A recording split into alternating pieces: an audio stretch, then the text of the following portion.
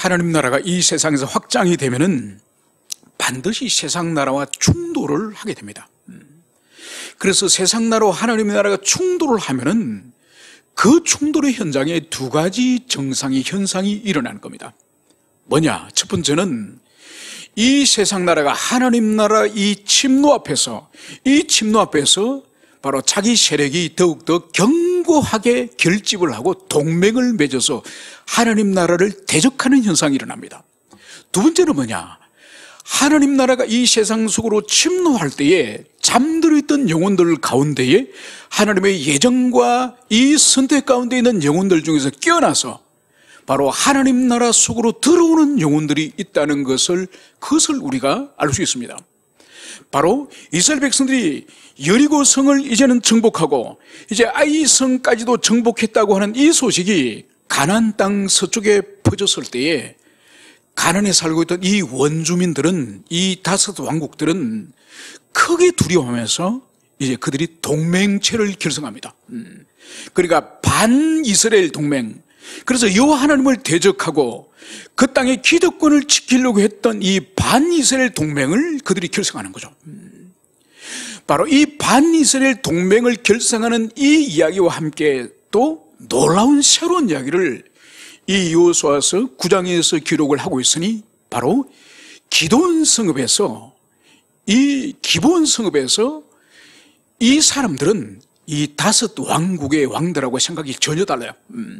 다섯 왕국은 우리가 힘을 합쳐서 여호와 하나님과 그리고 이스라엘 백성과 싸우자 이런 결의를 했다고 한다면 이 기본 거민은 우리가 싸워봤자 우리는 죽는다.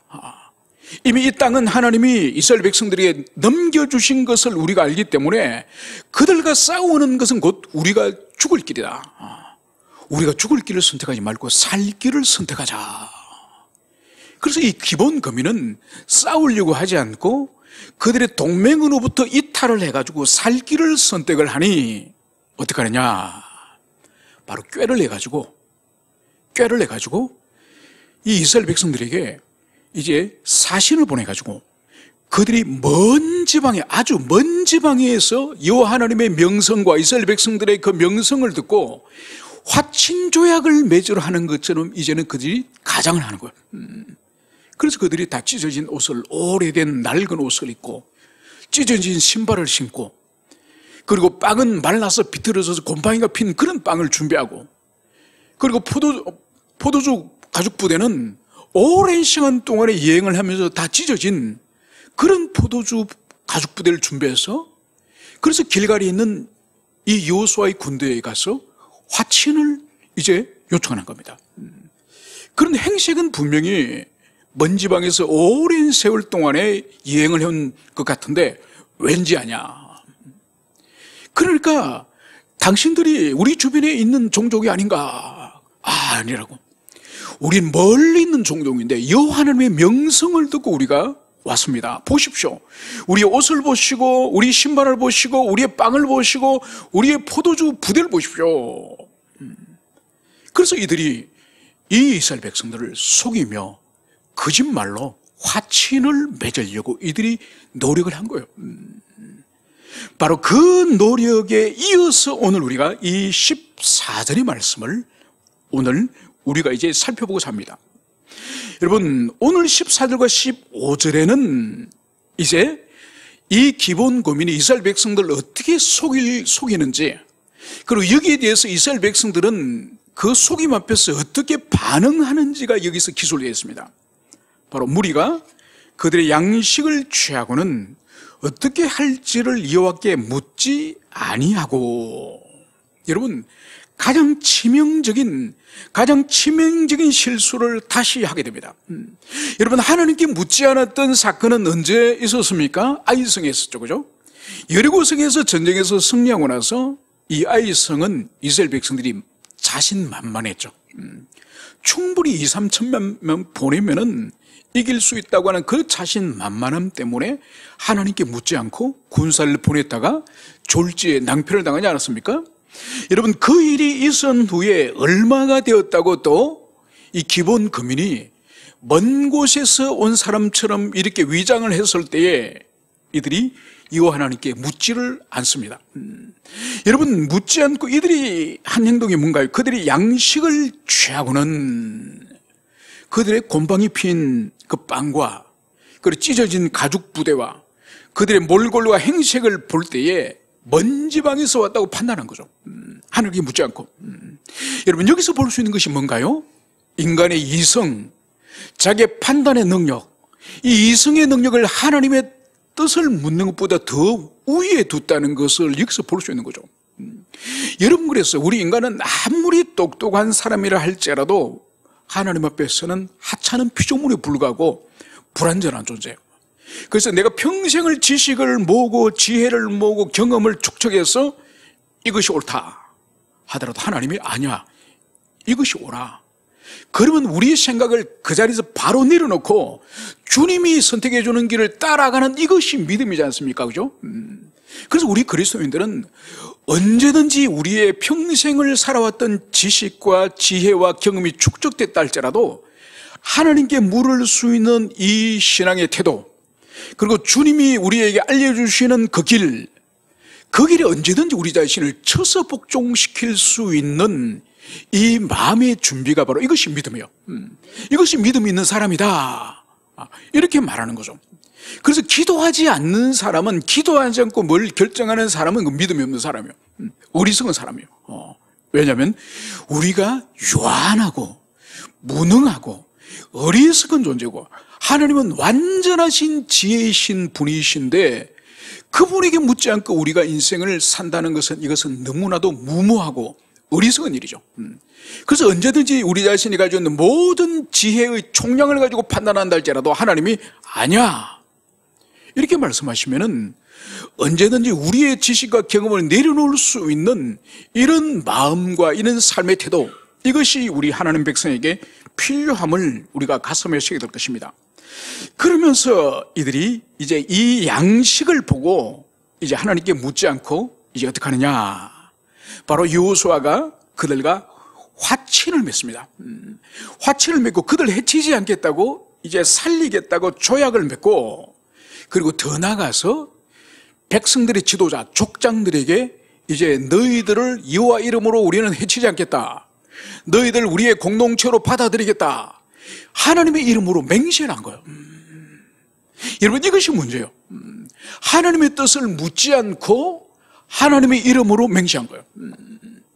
여러분, 이것이 이제 어떤 일을 가져오느냐, 오늘 16절에 보면은 그들과 조약을 맺은 후 사흘이 지나서야 그들이 이웃에서 자기들 중에 거주하는 자이라 함을 들으니라. 3일 만에 이 맹세를 하고 이들에게 해치지 않겠다고 약속을 하고 돌려보냈더니 3일 만에 이들이 먼 지방에 있는 종족이 아니라 바로 이웃에 있는 종족이라는 것을 알게 된 거예요. 여러분, 이제서야 이들이 정신이 버쩍 차려진 거죠. 여러분, 하나님께서는 민수기 27장에서 어떤 일을 결정할 때에 항상 하나님께 뜻을 물으라고 하나님께 하십니다. 그래서 이 계시의 역사를 보면은, 계시의 역사에 보면은 이 초기에는 하나님이 직접적으로 질문해서 답변하세요. 직접적으로 어떤 음성이라든지 환상이라든지 이전 신적인 그런 계시를 통해서 직접적으로 알려주시고 들려주시고 보여주시지만은, 근데 시간이 점점점 지날수록 직접적으로 이 신적 현현을 직접적으로 보여주지는 않으세요. 그러면서 어떻게 하나님의 뜻을 묻나? 그래서 민수기 27장에 가면은 제사장이 우림과 두밈이라고 하는 이 거룩한 기구를 가지고 있습니다. 이 우림과 두밈을 통해서 하나님의 뜻을 분별하는 이 기구를 하나님 주신 거예요. 그래서 이것은 제사장이 있는 동안은 영원히 우림과 두밈을 가지고 있기 때문에 언제든지 하나님께 여쭈보면은 하나님이 답변을 주세요. 그런데 이들이 하나님이 주시는 우림과 두밈을 사용하지 않고 자신의 이성을 판단해 가지고 그들이 행동을 했으니 3일 만에 그것이 어리석은 것이라는 것이 이제 판별이 난 거예요.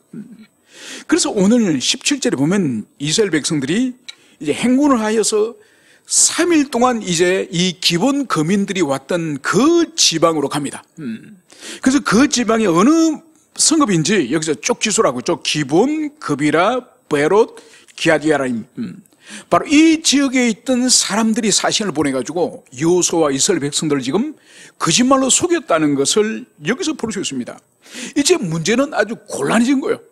왜냐하면 보세요, 어떤 문제가 있느냐, 하나님이 이들에게 분명히 신명기 20장에서는 그 땅에 들어가면은 그 땅의 사람을 불쌍히 여기지 말고 그 땅 사람들에게 자비를 베풀지 말고 반드시 진멸을 하고 그리고 다 쫓아보내라. 하나님이 신명기 20장에는 다 쫓아보내고 진멸할 것을 명령하신 거예요. 그런데 오늘 우리가 예배 시작하면서 10계명을 낭독했죠. 10계명 가운데 세 번째 계명이 뭐였죠? 여호와 이름을 망령되이 일컫지 마라. 여러분, 이미 이스라엘 백성들이 너희들을 해치지 않겠다고 여호와 이름을 이미 맹세를 해버렸습니다. 이미 맹세를 했기 때문에 이 상황에서 맹세를 이제는 무시하고 기본 금인을 쳐서 죽이면 어떻게 됩니까? 여호와 이름을 망령되이 일컫는 것이 되는 거예요. 여러분, 그럼 보세요. 신명기 20장에 하나님은 그 땅의 사람들 진멸하라고 말씀하셨는데 이들은 지금 여호와 이름으로 맹세를 한 거예요. 지금 두 계명이 지금 충돌하는 것처럼 보이게 되었습니다. 그러니까 이스라엘 백성은 지금 아주 심각한 계명의 충돌, 하나님의 이 말씀의 충돌에 이 상황에 직면하게 된 거죠. 그래서 이 문제가 아주 심각한 문제가 되었음을 이제 18절 이하에서 그것을 볼 수 있습니다.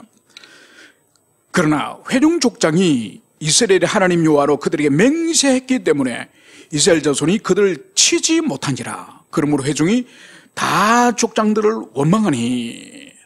여러분, 이제 족장들이 하나님의 이름으로 맹세하였기 때문에 이스라엘 백성들이 그 성읍을 쳐서 죽여서 이 성읍을 빼앗아서 자기들이 나누어 가질 수 있는데 자기들의 이 기업인데, 여러분, 이 사람들을 쫓아보내지 못하니 어떤 일이 벌어집니까?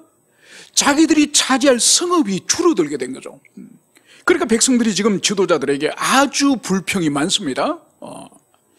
여기에 대해서 오늘 19절에 보면 모든 족장이 온 회중에게 이르되 우리가 이스라엘의 하나님 여호와로 그들에게 맹세하였은즉 이제 그들을 건드리지 못하리라.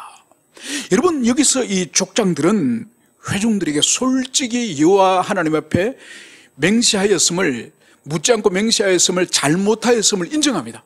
일단 인정해요. 여러분, 잘못을 했으면 인정하는 이것은 용기죠, 그죠? 용기가 없으면 변명을 하고 둘러대고 책임을 회피하고 돌리는 이것을 하지, 우리가 묻지 않고 그들에게 맹세했습니다, 이것은 용기 있는 지금 족장들이 한 거죠.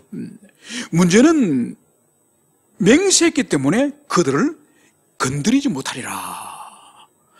왜냐하면 그들의 방식은 속이는 방식이에요. 이 방식은 하자가 있는 방식이지만은, 그럼 문제는 여호와 이름으로 이스라엘 백성들이 맹세를 해버린 거예요. 여러분, 오늘날도 이 거짓말이 가미된 거짓으로 어떤 계약을 체결하면은 그것은 원인 무효지 않습니까? 예를 든다면은 뭐 요즘이야 그런 일들이 많지 않지만은 옛날에는 이 결혼에 있어서도 사기 결혼이 참 많았습니다. 뭐 자신의 집안이 아주 부자라든지, 아니면 내가 무슨 S 대학을 나왔다든지, 아니면 직장을 내가 뭐 금융감독원에 근무한다든지, 아니면 내가 판사라든지, 이런 거짓말을 통해서 결혼하는 사람도 있습니다. 나중에 이제 그것이 탈로가 나죠. 그것은 결혼의 치명적인, 이 계약의 치명적인 문제죠. 이건 이혼 사유입니다. 여러분, 하물며 지금 여호와 하나님의 이름으로 지금 이 사람과 사람끼리 약속을 했지만은, 문제는 하나님의 이름으로 이 약속을 맹세를 했다는 거예요. 여러분, 그렇기 때문에 이것은 방법은 하자가 있고 방법은 잘못됐지만은 이것은 물릴 수 없는 그런 언약이죠. 그래서 이 족장들이 이제 너희들이 그들을 건드리지 못하리라, 그들을 치지 못하리라, 해치지 못할 것이다, 이 말씀을 하고 있습니다. 왜 해치지 못하느냐? 20절은 이렇게 말씀을 하고 있습니다. 우리가 그들에게 맹세한 맹약으로 말미암아 진노가 우리에게 임할까 하노니 이렇게 행하여 그들을 살리리라 하고. 여호와 이름으로 맹세를 했는데 그들 해치지 않겠다고 하나님의 이름으로 맹세했는데 만약 그들을 해치면은 하나님의 진노가 누구에게 임한다고요? 이스라엘 백성에게 하나님의 진노가 임한다고요. 여러분, 이것은 역사 속에서 그대로 사실 지금 이 족장들이 말하고 있는 이 말씀은 그대로 실현되는 거예요. 여러분, 사무엘의 20장에 가면은 다윗이 임금으로 있을 때에 어느 층인지 정확히 알 수 없지만은 다윗이 왕으로 다스릴 때 3년 동안 기근이 오는 거예요. 그런데 기근이 와서 백성들이 얼마나 고통을 당했습니까? 그래서 다윗이 하나님께 간절히 기도합니다. 뜻을 묻습니다. 하나님 도대체 무슨 일입니까? 내 왕국에 무슨 이런 재앙이 있습니까? 그러니까 주님 응답을 주시는 거죠.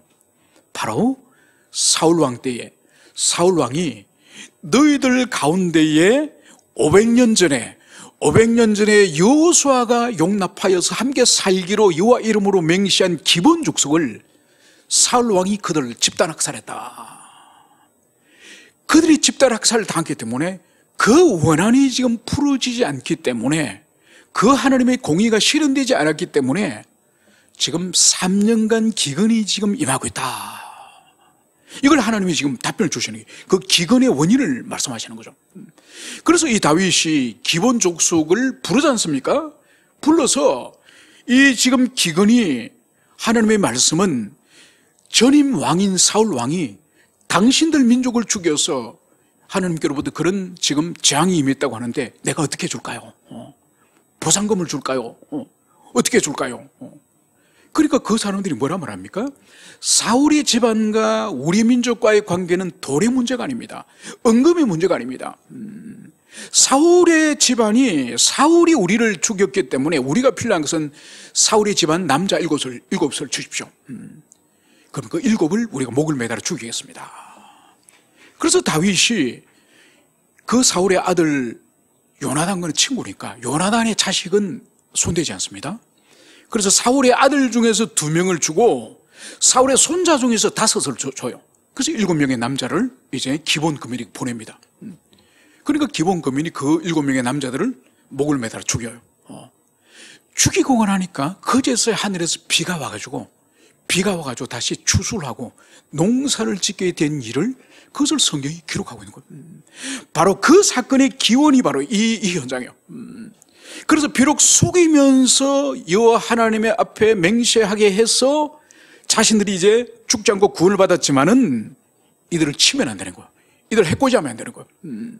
그러니까 사울 왕은 해코지하였다가 학살하였다가 그의 집안이 남자들이 몰살당하는 그 일을 당한 거죠. 여러분, 사울 왕은 아마 500년 전의 약속이라고 생각하여서 아마 경홀히 여겼을지도 모릅니다. 여러분, 하나님에게 있어서는 500년 전이라는 거 없습니다. 우리 인간에게는 500년 전이 있고 500년 후가 있고 지금이 있고, 그래서 이 시간이라고 하는 이 시제 자체가 과거, 현재, 미래라고 하는 이 세계 시제가 피조물인 우리 인간에게는 있지만은 하나님에게는 영원 전부터 영원까지 모든 시간이 현재예요. 그래서 하나님에게는 지금도 아브라함이 살아있어요. 모세가 살아있어요. 다윗이 살아있는 거예요. 우리에게는 과거 사람으로서 역사 속에 죽은 사람이지만은 하나님은 모든 시간 속에 하나님이 계시기 때문에, 그래서 하나님은 500년 전이나 3500년 전이나 전혀 하나님에게는 그런 구분이 없는 거예요. 그래서 보세요. 이 여호수아의 이 말씀은 지금으로부터 벌써 약 3400년 전이 지금 사건이지 않습니까? 3400년 전의 사건이지만은 지금 이 말씀은 우리에게 현재적으로 우리가 순종하고 지켜야 되는 거예요. 그래서 주님은 시간을 초월하여서 우리에게 주시고 우리는 시간 안에서 이 말씀을 우리가 현재적으로 지켜야 된다는 이것을 여러분들이 가슴 깊이 새기시길 축원합니다. 그러면서 이제 무리에게 이렇게 말합니다. 21절, 그들을 살리라 하니 족장들이 그들에게 이른 대로 그들이 온 회중을 위하여 나무를 패며 물을 기는 자가 되었더라. 여러분, 이들을 해치지 않고 이들을 살려둡니다. 살려두는 대신 이들에게 이스라엘 백성들이 맡기는 미션이 있으니 바로 뭔가요? 그 이스라엘 백성의 민족을 위해서 나무를 패는 일과 물을 깃는 자가 되었다.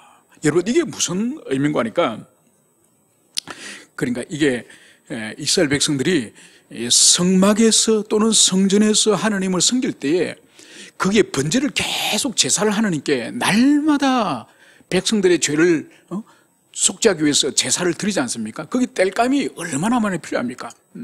땔감이 필요하고 또 성전에 거기서 짐승들을 또 제사를 드리기 전에 깨끗이 물로 씻고 그리고 제사를 집례하는 제사장도 또 목욕을 하고 손을 씻고 몸을 정결하게 하지 않습니까? 그래서 이 성전에는 짐승의 제사를 계속 드리는 이상은 계속 물과 땔감이 필요해요.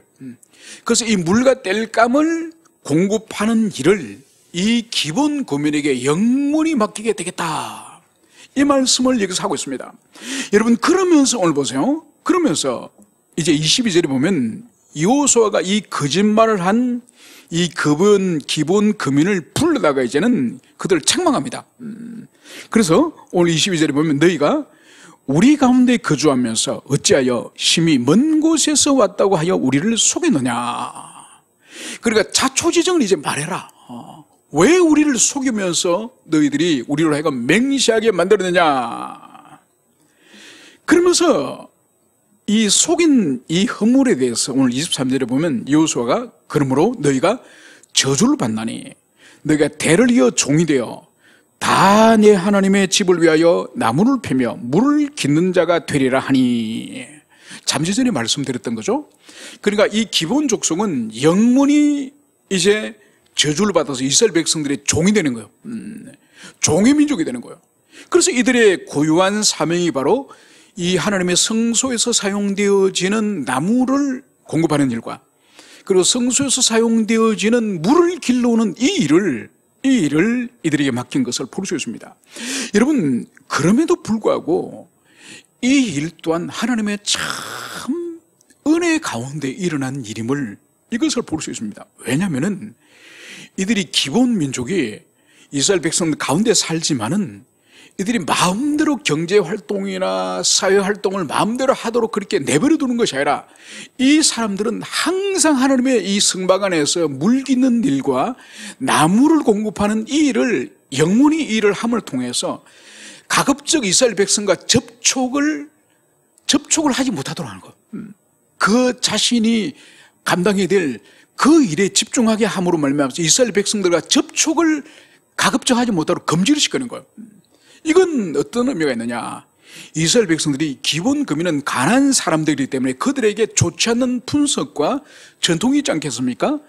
그것이 이스라엘 백성들에게 점염되지 않도록, 그러니까 살려는 두되 이스라엘 백성과 이 긴밀한 접촉을 하지 않음으로 말미암아서 이제 이스라엘 백성들을 보호하는 그런 측면이 하나가 있습니다. 보호하는 측면이 있고, 두 번째로는 이들로 하여금 하나님의 이 성막과 성전에서 물과 이 땔감으로 봉사하도록 하면서 무슨 의미가 있느냐. 바로 이들이 이 세상에 다른 일을 통해서 먹고 살고 다른 일을 통해서 하는 그런 일이 아니라 여호와 하나님의 가까이, 성막과 성전에서 가까이 하나님을 섬기는 제사장과 레위인들을 통해서 이들이 영적 가만을 받도록 하기 위해서 주님이 이들을 안전장치를 붙여주셨다는 이것을 볼 수 있는 거죠. 그래서 이들이 물 깃는 일과 땔감을 공급하는 이 일이 이스라엘 백성들에게는 기본 거민들로 하여금 부정적인 그런 영향력으로부터 차단되고 보호하는 의미가 있고, 그리고 이 기본 거민에게는 끊임없이 이 성막과 성전 주변에서 하나님을 섬기고 하나님을 봉사하는 그 예배에 가까이 나갈 수 있는 이런 특권을 통해서 이들이 영적으로 변화되도록 하는 이것을 여기서 볼 수가 있습니다. 그래서 여러분, 이 약 한 500년 후에 이 사울에 의해서, 사울 왕에 의해서 이 기본 이 민족이 죽임을 당하지 않습니까? 죽임을 당하더라도 이 사람들이 신앙이 벗어나질 않아요. 그래서 이들이 하나님이 하신 방식이 맞는 거죠. 그래서 이스라엘 백성들에게 이들이 패를 끼치도 않고, 또 이들이 사악한 그런 삶을 살지 않고 하나님의 말씀에 그들이 환난과 고난을 당했지만은 묵묵히 다윗이 그들의 그 원한을 풀어주기까지 그들이 묵묵히 기다린 것을 볼 때 이 기본 거민이 이스라엘 백성 가운데, 그 타락하는 백성들 가운데서도 이들이 믿음을 지킨 그런 사람이라는 것을 여기서 볼 수가 있습니다. 그러면서 이제 이들이 왜 거짓말을 했는지 이 이유를 24절에서 말씀하고 있습니다.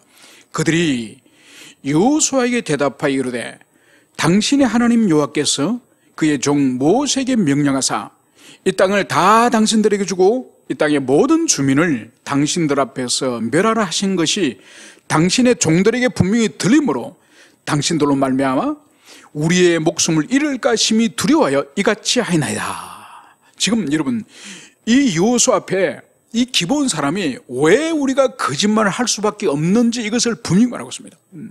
그러니까 이들은 지금 신명기 27장 16절에서 17절을 말하는 거예요. 그게 바로 모세가 이스라엘 백성들에게 가나안 땅에 너희들이 들어가면 그 땅에 살고 있는 원주민들을 불쌍하게 여기지 마라. 그리고 그들과 언약을 맺으려고 하지 마라. 그들은 진멸의 대상이다. 다 쫓아내야 될 대상이다. 이 하나님의 말씀을 이 가나안 원주민들이 다 알고 있는 거예요. 그래서 저들이 이 땅에 들어오면 우리를 살려두지 않을 거고 다 쫓아보낼 거거나 아니면 죽일 것이다. 이걸 이 사람들이 알기 때문에 그래서 그 나머지 사람들은 싸우기를 선택했다고 한다면 이들은 살기를 선택했지 않습니까?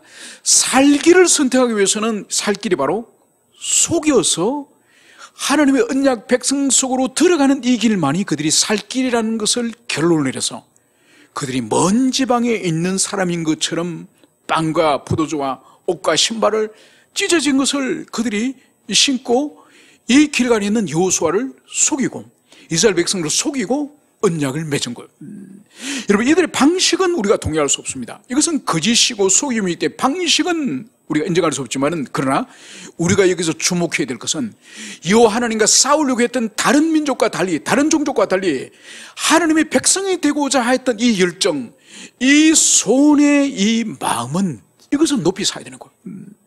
여러분 이들이 얼마나 하나님의 백성 속으로 들어와서 그들이 멸망당하지 않고 하나님의 언약 백성의 무리 속에 있기를 소망했으면은 이들이 노력하고 이들이 헌신한 이 모습을 보십시오. 여러분 오늘날도 보세요. 여러분들이 세상에 있는 불신자들에게 복음을 한 100명 정도 전했다 칩시다. 치면은 그 중에 영접하기는커녕 대부분 사람들은 반응을 안 보이죠. 그런데 그 가운데에 이 끌어당기면 억지로 따라오는 사람 몇 명 있을 겁니다. 그 사람들이 대부분 어떻게 따라옵니까? 안면 때문에 얼굴 때문에 억지로 따라오는 거예요. 그러니까 그 사람이 정말 우리를 교회 속으로 인도해 주시고 하나님 자녀 삼아 주셔서 정말 고맙습니다. 엎드려 절하는 사람이 있을까요? 아마 세월이 여러 해 지나서 정말 깊이 주님을 만나고 나서는 정말 그 집사님이 그때 나를 인도하지 않으셨으면 아직도 내가 술 마시면서 흐렁방탕의 세상을 살 텐데 그 집사님이 나를 인도하셔서 내가 이제 하나님 백성이 되었습니다. 아마 아주 극소수의 사람이 그렇게 반응할 거예요. 여러분 지금 이 사람들이 하나님의 백성 속으로 들어올리고 얼마나 애롭습니까? 오늘날 그리로 나서 복음을 전하면서 예수 믿으세요. 하나님의 자녀 되세요. 여러분 대부분 사람은 아무 반응을 보이지 않습니다. 그렇다고 한다면 이들이 지금 여호와의 백성이 되기를 원하고 하나님 속으로 들어오기를 원하는 이것은 정말로 높이 평가할 만한 이런 일이라는 것을 이것을 우리가 인정해야 될 것입니다. 그러면서 오늘 이들에게 오늘 여호수아는 26절과 27절에서 결론적으로 이렇게 말합니다. 여호수아가 곧 그대로 그들에게 행하여 그들을 이스라엘 자손의 손에서 건져서 죽이지 못하게 하니라. 그날에 여호수아가 그들을 여호와께서 택하신 곳에서 회중을 위하여 여호와의 제단을 위하여 나무를 패며 물을 기는 자로 삼았더니 오늘까지 이르니라. 바로 하나님을 향한 열심, 하나님의 백성이 되고자 하는 이 열정을 가진 이 기본 거민을 하나님은 거부하지 않습니다. 거부하지 않고 하나님의 무한한 자비로서 이것은 이들의 이 꾀 때문에 이들이 구원받는 것이 아니에요. 그리고 이스라엘 백성 여호수아 이스라엘 백성들의 관용 때문에 이들이 구원을 받는 것이 아닙니다. 이것은 오직 하나님의 무한한 자비, 기생 라합을 품어주시고 기생 라합을 하나님의 백성으로 삼아주셨던 것처럼 이 기본 거민들도 하나님의 무한한 사랑과 자비로서 이들을 받아주시고 품어주셨다는 이것을 우리가 기억해야 될 것입니다. 그리고 더 나아가서 이것은 이스라엘 백성도 사실은 마찬가지예요. 이스라엘 백성도 원래 진멸의 대상 아닙니까? 시내산에서 그들이 황금송아지를 만들고 하나님이 진노하시고 모세가 그 십계명 돌판을 깨뜨리면서 하나님이 모세에게 뭘 말씀합니까? 이들을 다 내가 진멸하고 너를 통해서 새로운 민족을 내가 창설하겠다. 그러지 않았습니까? 그때 모세가 40일 금식을 하면서 하나님께 애원했습니다. 하나님, 차라리 제 이름을 하나님의 생명책에 지워버리더라도 이들을 구원해 주십시오. 그래서 하나님 마음을 설득하고 감동케 해서 이스라엘 백성들이 진멸의 대상에서 구원의 대상이 되지 않았습니까? 여러분, 우리는 어떻습니까? 로마서에는 분명히 의인은 없나니 모든 사람이 죄인이라 그럽니다. 우리도 진멸의 대상이에요. 누구도 우리도 구원받기 합당할 정도로 우리가 충분히 선한 사람은 이 세상에 아무도 없어요. 우리도 하나님의 무한한 자비 속에서 우리를 자녀 삼으시고 우리를 예정하시고 선택하셔서 어느 시대든지 극소수의 사람들만이 교회를 이루고 극소수의 사람들만이 하나님 나라 들어가는 그 무리 속에 우리가 들어왔음을 기억하면서 바로 이 기본 거민이 이스라엘 백성이고 이스라엘 백성이 구원받았던 것처럼 우리 또한 진멸의 대상인데 하나님의 무한한 자비 가운데 주님 속으로 들어갔다는 이것을 우리 모든 교우들이 잊지 않으시고 은혜 속에서 항상 사시는 여러분 되시기를 축원합니다. 함께 우리 기도하시겠습니다.